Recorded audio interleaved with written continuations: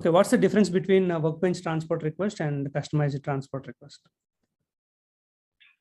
The workbench transport request changes are impacting the clients.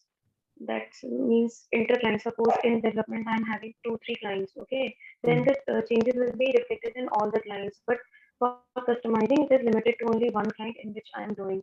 Generally, the changes done by the factors that the technical consultants are mostly, I'm talking mostly at the workbench TRs, and the TRs which a functional consultant create, that is a customizing TR. Except one or two, three. One is like excess sequence. That is a workbench tier. Come again, the last sentence.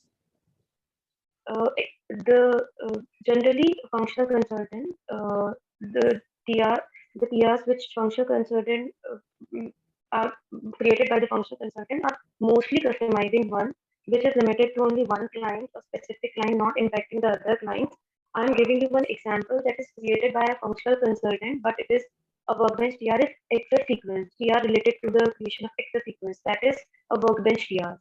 Mostly the configuration will be a customized request will be generated. There are very few cross-client impact, like access sequences or header text related. Okay, these are the areas we will impact both the clients. Okay, what are multiple clients in the same landscape? Okay, for example, if